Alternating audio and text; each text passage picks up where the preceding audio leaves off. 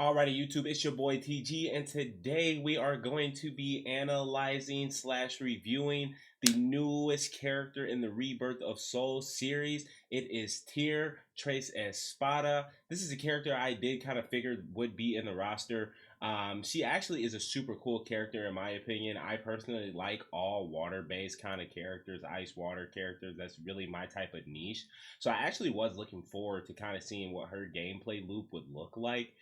So without further ado, let's go ahead and take a look at the trailer. I'm just going to let it rock through one full time without stopping, and then we're going to go back and analyze all of the abilities. So without further ado, let's go ahead and get into it.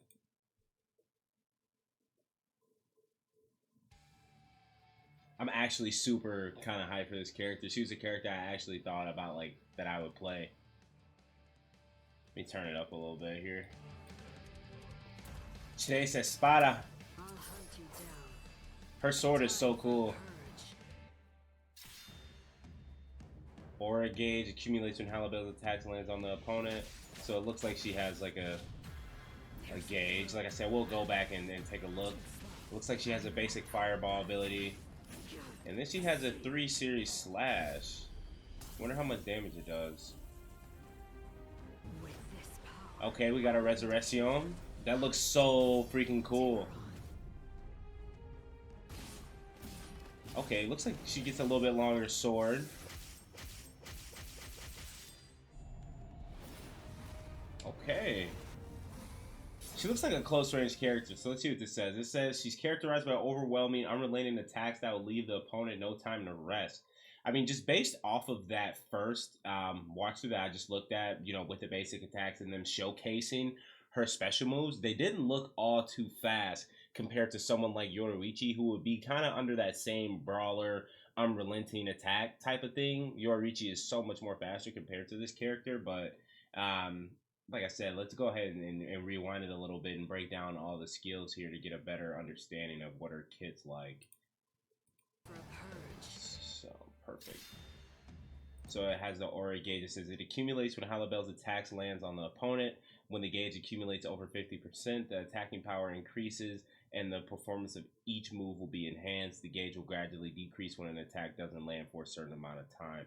So this is just another one of those gauges. The more damage you do, the more the gauge builds up, and the more juice you have in the gauge, the more damage you're going to do. So obviously if you have 100, you're going to do max damage, and then, you know, at 50%, you're going to do 0.5 more damage. I wonder if that's just for her basic attacks or her special moves. So hopefully they go a little bit more into that.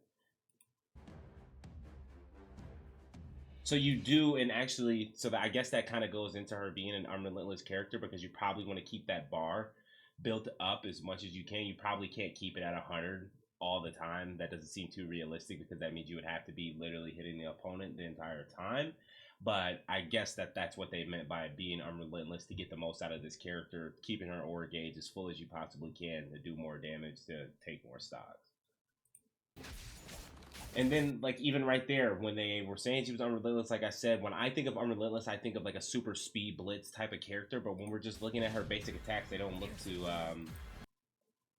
fast. And then we got the Ola Azul, which looked like her, you know, normal fireball type projectile.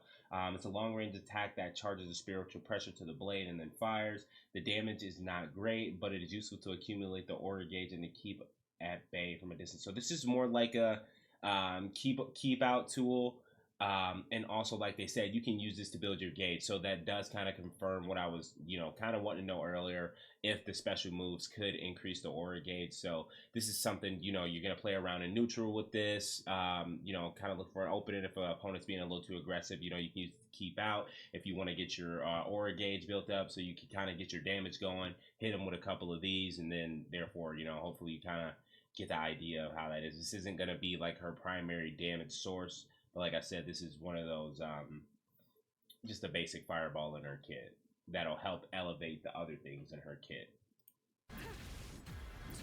It looks like it's kind of fast. I wonder what the range is. What the range is on there. Her second move is I'll Show You, a triple strike combo move that executes a large rising slash. The aura gauge can be greatly accumulated if it lands, but can be guarded, so you must be careful when to activate. Okay, so this, on the other hand, does greatly increase the aura gauge compared to the fireball technique that she had. I wonder what the difference is when they say greatly compared to, the first skill when they said it doesn't really increase your aura gauge. But they're saying that this greatly increases, so more so often than not, if you're going to want to build your aura gauge as fast as possible, you're going to want to hit the opponent with this. But the catch to this move is that they say you don't want to use it on someone's guard. So I presume that if you do use this and someone guards it, you're going to be negative because they said, but can be guarded, so you must be careful when to activate. I feel like they put you must be careful. They put some emphasis on that, letting you know, just don't be throwing this thing out, trying to build your gauge up, because if someone blocks it, they're going to punish you for it, maybe get a free combo on you and whatnot. That's obviously something you'll kind of have to figure out in the lab if you do decide to main this character. I wonder if this is a Rekka, or once you do the 3-strike combo, do you have to commit?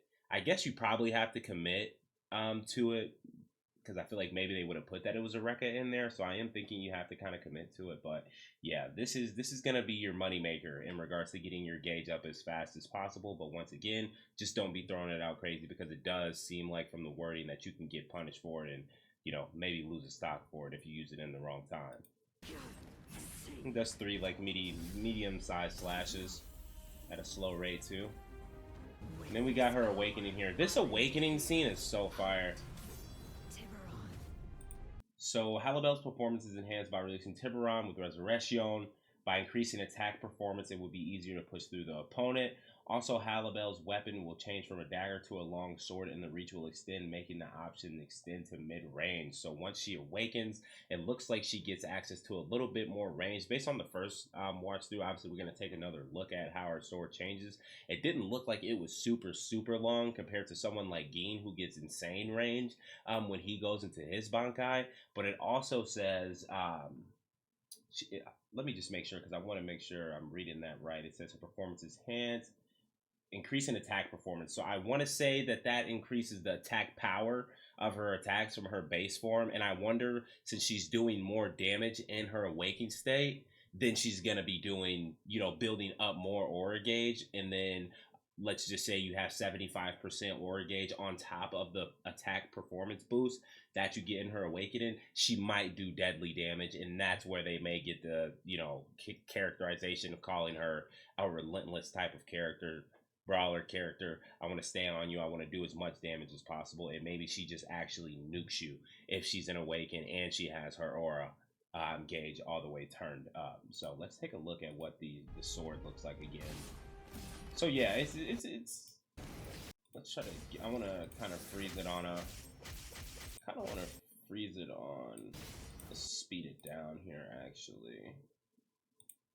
Let's go in 0.5 so we can get a good look at like what that range looks like on there. So, I mean, that's decently mid-range. No, because let's imagine Hitsugaya is right here instead of, obviously right in front of her. So she goes from kind of having, in her base form, I want to say her sword was maybe about nay long.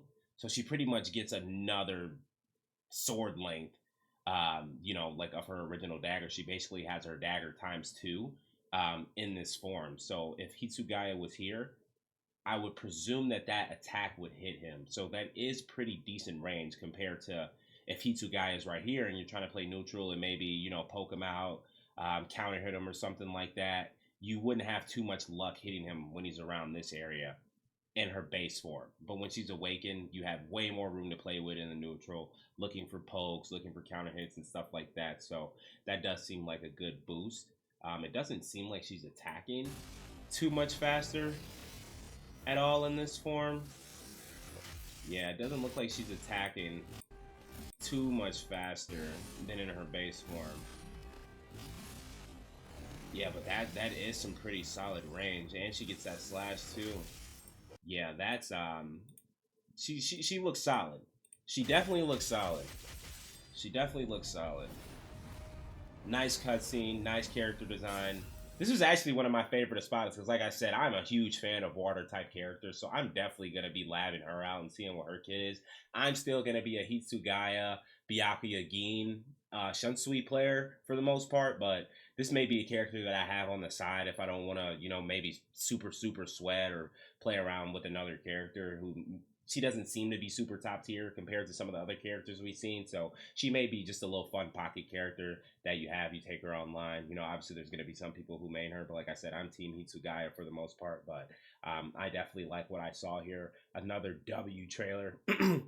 These Monday announcements have been nothing short of peak, and I'm looking forward to the game releasing, because around this point we pretty much only have about another month before this game comes out. So we only have a few more character releases. That should be only about 3 or 4 more characters that they should be releasing. So I'm looking forward to see what else they have in stock. But overall, that's going to go ahead and do it for the tier Hailibel Trace Espada character review trailer. Let me know down below what you guys think. Is this a character that you guys could potentially see you guys playing in the video game? If not, let me know why. And if yes, let me know why as well. It's your boy TG, and I will see you guys at the next character reveal.